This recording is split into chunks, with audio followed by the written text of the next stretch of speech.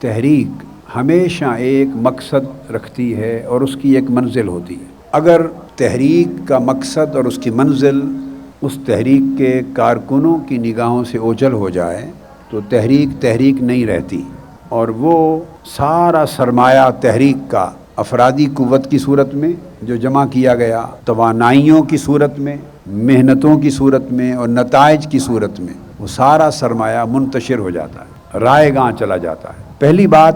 یہ ہے کہ تحریک ہمیشہ اپنے مقصد اور اپنی منزل کی طرف رواں دواں رہے۔ منزل اور مقصد کبھی بھی تحریک اور کارکنان تحریک، جب کارکنان تحریک کہتے ہیں تو اس میں قائدین بھی شامل ہوتے ہیں، گویا کارکنان تحریک کی نگاہوں سے تحریک کا مقصد اور منزل کبھی اوجھل نہیں ہونا چاہیے۔ تحریک اور اس کے مقصد کا رشتہ آپس میں کیا ہے، یہ بات بڑی باریک ہے، اس کو سمجھنا ضروری ہے۔ تحریک کے کارکنوں کا رشتہ اپنی منزل اور اپنے مقصد کے ساتھ وہی ہے جو ایک نمازی کا رشتہ قبلہ کے ساتھ ہے۔ آپ کا چہرہ اگر قبلہ سے پھر جائے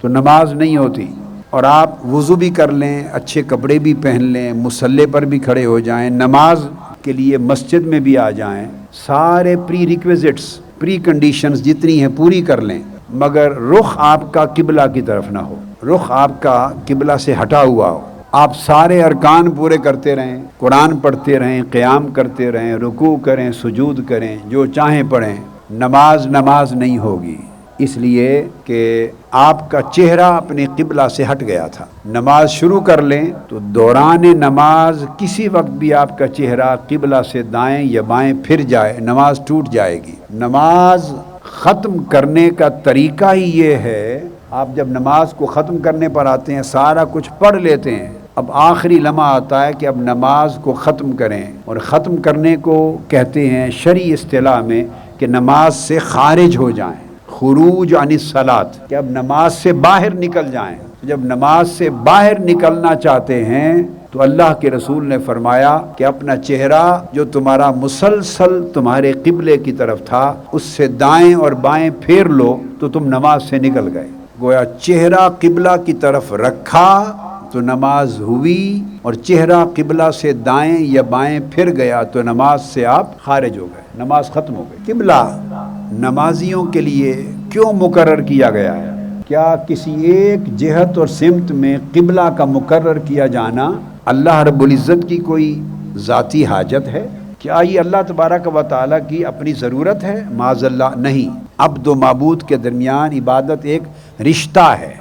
معبود کی تو حاجت نہیں، وہ تو فرماتا ہے خود قل للہ المشرق والمغرب، مشرق بھی اللہ کا ہے، مغرب بھی اللہ کا ہے۔ تو جب مشرق بھی اللہ کا ہے، مغرب بھی اللہ کا ہے، تو اس کے کہنے کا مقصد یہ ہے کہ ساری جہتیں اللہ کی ہیں، تو اسے تو جہت کی نہ حاجت ہے، نہ ضرورت ہے، نہ طلب ہے۔ پھر وہ خود ارشاد فرماتا ہے لیس البر ان تولوا وجوہکم قبل المشرق والمغرب، خود فرماتا ہے کہ نیکی اس بات میں محصور ہے ہی نہیں، اور نیکی اور عبادت اصلاً اس شے کا نام ہی نہیں ہے کہ تم اپنے چہرے مشرق یا مغرب کی سمت کر لو، یعنی کسی خاص جہت میں اپنے چہرے کرو، اس میں کوئی نیکی اور عبادت کی اصل موجود نہیں ہے۔ پھر ایک اور مقام پر وہ ارشاد فرماتا ہے اینما تولوا فثم وجہ اللہ، بھائی تم جدھر ہی چہرہ پھیر لو ادھر ہی اللہ کا چہرہ پاؤ گے، تو اللہ کا چہرہ تو ہر طرف ہے، جہتیں بھی ساری اس کی، عبادت محصور بھی نہیں کسی سمت میں، اور جہتیں ساری جدھر چاہو کر لو ادھر ہی اللہ ہے۔ تو اللہ تبارک و تعالیٰ نے اس امر کی وضاحت فرما دی کہ قبلہ کا مقرر کرنا میری ضرورت نہیں ہے۔ تو جب یہ بات طے ہو گئی کہ قبلہ کا مقرر کیا جانا عبادت کے لیے اللہ رب العزت کی مجبوری نہ تھی، اور اللہ تبارک و تعالیٰ نے اگر نماز کے لیے قبلہ مقرر کیا تو یہ ہماری ضرورت بنائی گئی۔ اب سوال پیدا ہوا کہ ہماری ضرورت کیوں بنائی گئی؟ نماز اگر اللہ چاہتا تو بغیر کسی ایک جہت اور سمت اور ڈائریکشن کے تعین کے، یا بغیر ایک گھر بنانے کے کہ یہ قبلہ ہوگا تمہارا، اس کے بغیر بھی اگر امر کر دیتا، جیسے اس نے فرمایا جدھر منہ کرو ادھر ہی میرا چہرہ ہے، اور مشرق و مغرب سب میرے ہیں، تو جہاں کوئی ہے جدھر منہ کر کے اس وضع کے ساتھ اللہ کی عبادت کر لیتا، نماز ہو جاتی۔ ایک امر کی بات تھی، اس میں آسانی بھی زیادہ ہوتی، تو اللہ تبارک و تعالیٰ نے لوگوں کو تکلیف میں مبتلا کیوں کیا؟ ہمیں سمجھانے کے لیے کہ جب میں اپنی نماز ایک جہت اور قبلہ مقرر کیے بغیر اپنی نماز جیسا عمل قبول نہیں کرتا، تو تم اگر زندگی میں مختلف جد و جہد اور مختلف نیک اعمال اور سٹرگلز کرتے رہو گے اور تمہارا مقصد اور تمہاری منزل، تمہارا قبلہ تمہاری آنکھوں کے سامنے نہ رہے اور دائیں اور بائیں پھرتے رہو، گھومتے رہو، تو تمہاری کاوشیں کیسے قبول کروں گا؟ جب میں اپنی نماز قبول نہیں کرتا ایک سمت قبلہ کی طرف جب تک تمہارا چہرہ قائم نہ رہے، اور جو دائیں بائیں ہٹا نماز ختم ہو گئی، تم نماز سے خارج ہو گئے۔ جب میں نے اپنی نماز کی قبولیت کی شرط جہت قبلہ مقرر کر دی ہے، تو تمہاری زندگی کے اعمال، جد و جہد، کاوشیں، مساعی، تگ و دو، سٹرگلز، جو کچھ بھی کرتے ہو، اگر تمہارے چہرے اور تمہاری نیتیں اور تمہارے شعور اور تمہاری سوچیں اگر اپنے مقصد اور منزل کے شعور سے وہ قبلہ کا درجہ رکھتے ہیں، منزل تمہارا قبلہ ہے، تمہارا مقصد تحریک کا قبلہ ہے، اگر اس سے تمہاری سوچ ہٹ جائے، تمہاری فکر ہٹ جائے، تمہارا سفر اس سے ہٹ جائے، وہ قبلہ، وہ مقصد، وہ منزل تمہاری نگاہوں سے اوجھل ہو جائے، تو میری نماز قبول نہیں ہے، تو تمہاری جد و جہد کیسے قبول ہوگی؟ تو اللہ تبارک و تعالیٰ نے یہ نقطہ ایمان کے درجے میں سمجھا دیا کہ تحریک کوئی تحریک ہی نہیں رہے گی اگر اس کے کارکنوں کی نگاہ اپنی منزل سے اوجھل ہو جائے۔ اب ہزار منزل سے ہٹانے کے لیے ہزار طوفان آتے ہیں، راستے میں آندھیاں آتی ہیں، حالات کے زیر و بم آتے ہیں، حالات ہمیشہ یکساں نہیں رہتے، سازگار نہیں رہتے، موافقت کا ماحول بھی جنم لیتا ہے اور مخالفت کی آندھیاں بھی آتی ہیں، مگر تمام حالات میں کارکن کی مثال ایسے ہے جیسے حالت نماز میں نمازی کی، جیسے نمازی کسی بھی حالت میں اپنا چہرہ قبلہ سے پھیر نہیں سکتا، اس طرح کارکن کسی بھی حالت میں اپنا رخ اور اپنی جہت اپنی منزل اور مقصد سے ہٹا نہیں سکتا۔ جیسے چہرہ پھرا دائیں بائیں تو نماز سے خارج ہو گئے، منزل سے ہٹے تو آپ دراصل تحریک کی روح آپ سے خارج ہو گئی۔ لہٰذا یہ بات میں نے اس لیے کی کہ تحریک کے دوران آپ ایک خاص ماحول میں رہ رہے ہیں جہاں ہر تیسرے چوتھے سال الیکشنز ہو جاتے ہیں، جہاں معاشرے کی ترجیحات بدلتی رہتی ہیں، برادریوں میں پھر ایک ہلچل ہو جاتی ہے، پھر الیکشن آ جاتے ہیں، پھر ترجیحات بدل جاتی ہیں، طرح طرح کے ایسے ایشوز کریٹ کیے جاتے ہیں امت مسلمہ میں، کبھی پاکستان کے اندر، کبھی پاکستان سے باہر، دین کے دشمن، طاغوتی طاقتیں، سامراج ایسے ایشوز کریٹ کرتا ہے کہ توجہ ڈائیورٹ ہو جائے، اور ان کے ایجنٹ بھی یہاں پر نئے ایشوز کریٹ کرتے رہتے ہیں تاکہ ایک سے دھیان ہٹا پھر دوسرے پہ لگ گیا، وہاں سے دھیان ہٹا پھر تیسرے پر لگ گیا، وہاں سے ہٹا پھر چوتھے پہ لگ گیا، تاکہ قوم کو اور امت کو سرے سے کسی ایک سمت دھیان ہی نہ کرنے دیا جائے، اور ان کا دھیان گھومتا رہے، کبھی ادھر کبھی ادھر، کبھی ادھر کبھی ادھر، ان میں یکسوئی پیدا نہ ہو، یکجہتی پیدا نہ رہو، ایک سمت نہ چلیں، ایک سمت نہ سوچیں، ان کی جد و جہد ایک تحریک کے طور پہ ایک منزل کی طرف نہ بڑھے، ہر دوسرے قدم کے بعد دائیں بائیں ہٹنے کے اور بکھر جانے کے حالات پیدا کیے جائیں تاکہ قوم اور امت منتشر ہو، اور وہ کامیاب ہوتے ہیں، وہ منتشر کر دیا جائے، لوگ اس میں انوالو ہو جاتے۔ پھر انسان کے اندر ایک نفس ہے اور باہر شیطان ہے، وہ انسان کو اکساتا ہے، اور ایک عقل ہے، عقل بڑی تیزی سے نفس اور شیطان کے ورغلائے میں آ جاتی ہے، ورغلانے میں۔ پھر انسان سوچتا ہے کہ سارے ارد گرد یہ کر رہے ہیں، ہم کٹ آف ہو رہے ہیں سوسائٹی سے، ہم ان ایشوز سے لا تعلق ہو رہے ہیں، ہمیں بھی حصہ لینا چاہیے۔ اب اتنی سی توانائی ہے آپ کے پاس، گنے چنے کارکن ہوتے ہیں، محدود وسائل ہوتے ہیں، سال آ سال کی محنت کر کے آپ نے 4 قدم طے کیے ہوتے ہیں، اور یہ جو سارے حالات کریٹ کیے جاتے ہیں، ان کے کریٹ کیے جانے کا مقصد ہی یہ ہوتا ہے کہ آپ کو بکھیرا جائے، منتشر کیا جائے۔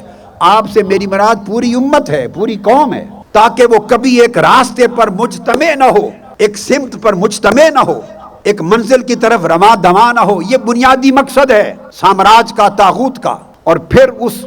کسی منزل کو اچیو کرنے کے لیے جد و جہد کرنے والے لوگ، ان کی جد و جہد کو تحریک کہتے ہیں، اور جد و جہد میں شریک لوگوں کو کارکنان کہتے ہیں۔ جب آپ تحریک میں رواں دواں ہوتے ہیں تو یہ حالات آپ کو کھینچتے ہیں۔ اس کو قرآن کہتا ہے زُيِّنَ لِلنَّاسِ حُبُّ الشَّهَوَاتِ مِنَ النِّسَاءِ وَالْبَنِينَ۔ جب آپ اپنے من کی دنیا کے اندر کو جھانکتے ہیں تو اندر بھی